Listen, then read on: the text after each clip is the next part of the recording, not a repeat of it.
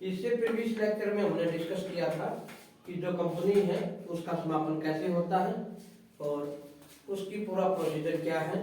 उसमें हमने ये डिस्कस किया था कि जो व्यक्ति इस कार्रवाई को पूर्ण करता है अर्थात कंपनी का समापन करता है तो उसे हम लिक्विडेटर्स कहते हैं। और उस कार्रवाई को समापन करने के लिए जो प्रोसेस के लिए जो अकाउंट बनाया जाता है उसे liquidators final statement of account कहते हैं। लिक्विडेटर्स और फाइनल स्टेटमेंट ऑफ अकाउंट जो है वो टी फॉर्मेट में होता है। फिर भी इसको हम डेबिट और जो क्रेडिट शब्द है वो यूज नहीं करते, लेकिन इसके जो कॉलम है वो रिसीट्स, अमाउंट, पेमेंट्स, अमाउंट।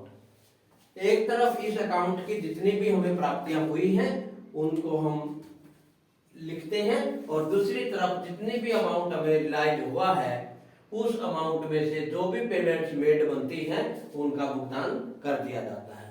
तो सबसे फर्स्ट जो हमारे पास जो रिसीट्स है उसके अंतर्गत सबसे पहला जो पॉइंट हमारे पास होगा to amount realized from sundry assets।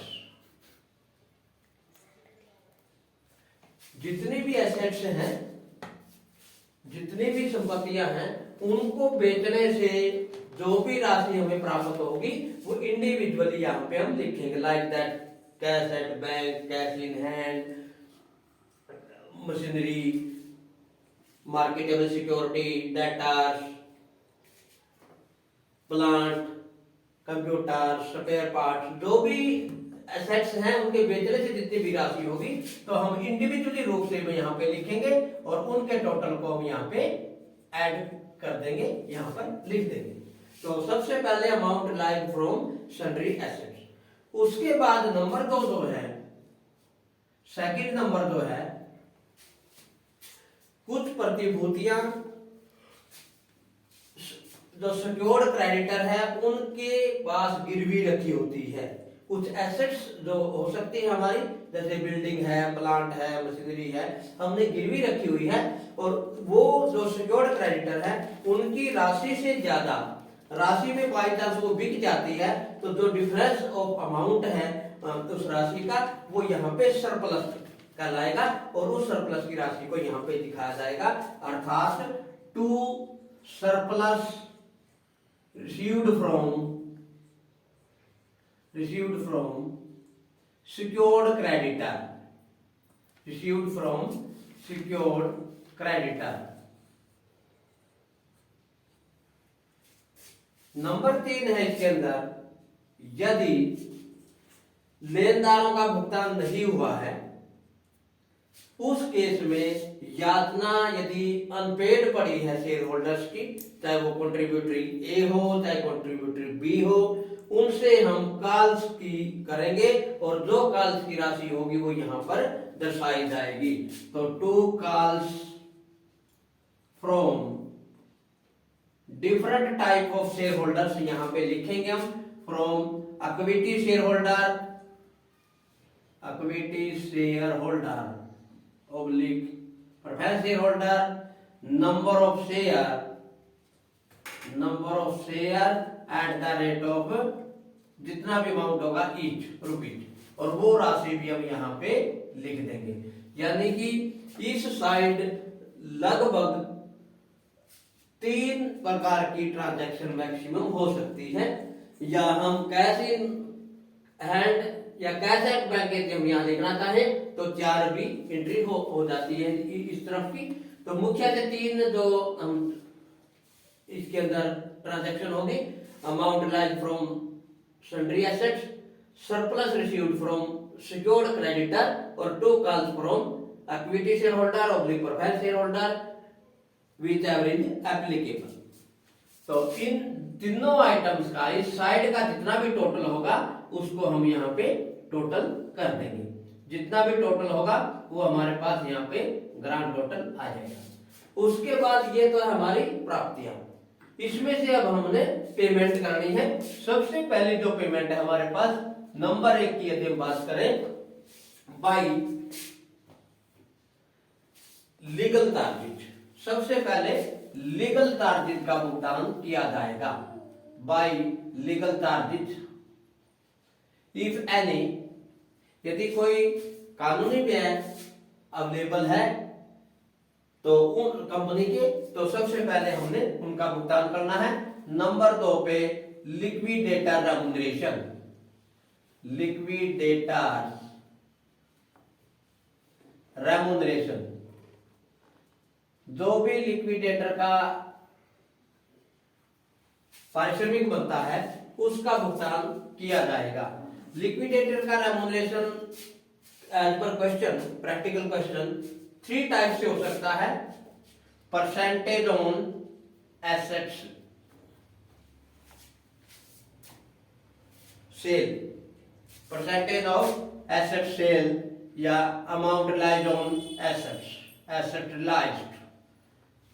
Number 2 percentage on preferential creditor,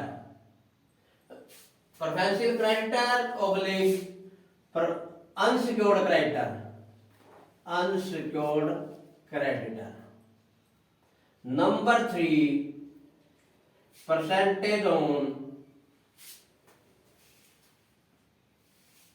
share holder, percentage on shareholder. तो 3 प्रकार से रेम्युनरेशन के रेट्स दिए जा सकते हैं। कई बार होता है कि लमसम भी दे दे कि लिक्विडेटर को 1200 रुपए का भुगतान किया, तो वो हम वहां हमें कैलकुलेशन करने की आवश्यकता नहीं है, तो जितना भी अमाउंट होगा हम उसको लिख देंगे। कई बार होगा कि इनमें से किसी एक के ऊपर ही परसेंटेज दी हुई है, तो हम एक के हिसाब से ही कैलकुलेशन करेंगे। कई बार हो सकता है 2 की हो, कई बार हो सकता है 3 की भी हो। जैसी भी की सिचुएशन होगी एज पर न्यूमेरिकल क्वेश्चन, उसी हिसाब से हम कैलकुलेशन करेंगे और उसका जो टोटल होगा वो टोटल हम यहाँ पे लिख देंगे। नंबर 2 पे पेमेंट होगी लिक्विडेटर की रेम्युनरेशन की। इसके बाद नंबर 3 पे जो पेमेंट होगी लिक्विडेशन एक्सपेंसेस, जितने भी होंगे आमतौर पे एक क्वेश्चन में दिए मिलेंगे प्रैक्टिकल क्वेश्चन में, तो उनका भुगतान हम यहाँ पे करेंगे। नंबर 4 पे जो पेमेंट होगी वो होगी डिवेंचर होल्डर्स की, debenture holder, debenture holder account, जितना भी उनका अमाउंट होगा हम उसको पेड कर देंगे। यदि डिवेंचर होल्डर का कोई भी इंटरेस्ट बकाया पड़ा है वो ऐड करेंगे, इंटरेस्ट ऑन डिवेंचर। कोई भी जो डिवेंचर होल्डर से रिगार्डिंग यदि ब्याज की अदायगी नहीं हो पाई है, तो लिक्विडेशन तक के ब्याज की जो अदायगी है वो हम यहाँ पे अवश्य करेंगे। यदि डिवेंचर की पेमेंट कंपनी के लिक्विडेशन की तिथि के बाद की गई है, तो उस केस में डिवेंचर के जो ब्याज की गणना, ब्याज की जो पेमेंट है, जो उसका भुगतान है, तब किया जाएगा यदि कंपनी दिवालिया नहीं है। अब क्वेश्चन अराइज होता है कि कंपनी दिवालिया कब नहीं होगी? यदि कंपनी अपने अनसिक्योर्ड क्रेडिटर का भुगतान करने में समर्थ है तो कंपनी दिवालिया नहीं है। उस केस में डिवेंचर का जो ब्याज लिक्विडेशन के बाद के महीनों का है या समयावधि का है उसका भुगतान कर दिया जाएगा। यदि अनसिक्योर्ड क्रेडिटर की पूरी पेमेंट नहीं हो रही तो उस केस में डिवेंचर के ब्याज की जो पेमेंट की जो बात है वो लिक्विडेशन तक का भुगतान किया जाएगा। इसके बाद पेमेंट होगी प्रेफरेंशियल क्रेडिटर की, preferential creditor by preferential creditor.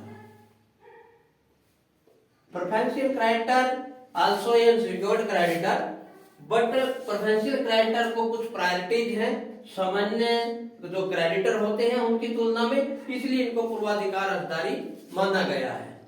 तो इस केस में हम प्रेफरेंशियल क्रेडिटर की जो है वो पेमेंट करेंगे। इसकी एक श्रेणी है, हम अगले लेक्चर में इसको डिस्कस करेंगे कि जब डिटेल्स बताई जाएगी इसके बारे में आपको।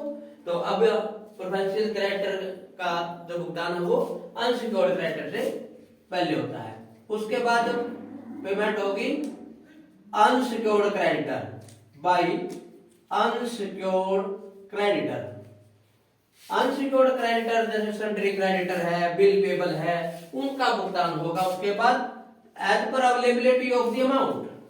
यदि अमाउंट अवेलेबल रहता है, रिसीट्स जो है हमारे पास बहुत ज्यादा मात्रा में है, तो हम तब तक पेमेंट करते जाएंगे। यदि पेमेंट हमारी कहीं भी बीच में समाप्त हो जाती है, यदि यहीं पे समाप्त होगी तो लिक्विडेशन एक्सपेंसेस तक का भुगतान होगा। यदि डिबेंचर तक समाप्ति हो गई है जो रिसीट्स है, तो यहाँ तक भुगतान होगा। ये क्रोनोलॉजिकल चलेगा जब तक हमारे पास ये वाला अमाउंट अवेलेबल है। उसके बाद पेमेंट होगी by preference share holder. Preference share holder, तो प्रेफरेंस शेयर होल्डर्स की पेमेंट होगी। यदि प्रेफरेंस शेयर होल्डर्स का डिविडेंड यदि दिया है तो उसकी भी यहाँ इनके साथ में पेमेंट हो सकती है, डिपेंड करेगा परिस्थिति के ऊपर। नेक्स्ट लास्ट जो है by equity share holder. Equity share holder, जितना भी अमाउंट होगा उसमें से इक्विटी शेयर होल्डर को जो है पेमेंट कर दिया जाएगा। तो इस प्रकार से जो लिक्विडेशन होता है कंपनी का, तो उसके अंदर जो देनदारियां हैं, जो पेमेंट्स हैं कंपनी की, वो इस फ्लो में या इस सीक्वेंस में पेमेंट की जाएगी। तो इस प्रकार से जो लिक्विडेटर है वो अपना फाइनल स्टेटमेंट ऑफ अकाउंट तैयार करता है किसी भी कंपनी के लिक्विडेशन में।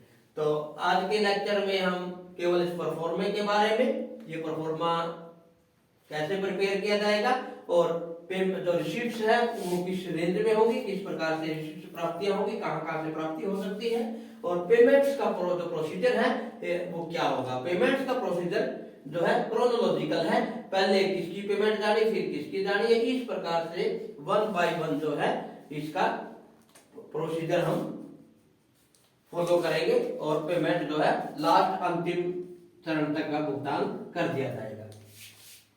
तो नेक्स्ट जो लेक्चर होगा वो होगा कि रेम्युनरेशन, लिक्विडेटर रेम्युनरेशन कैसे कैलकुलेट करें, अनसिक्योर्ड क्रेडिटर कौन से हो सकते हैं, प्रेफरेंशियल क्रेडिटर की श्रेणी कौन सी है, कॉल किस केस में करनी है।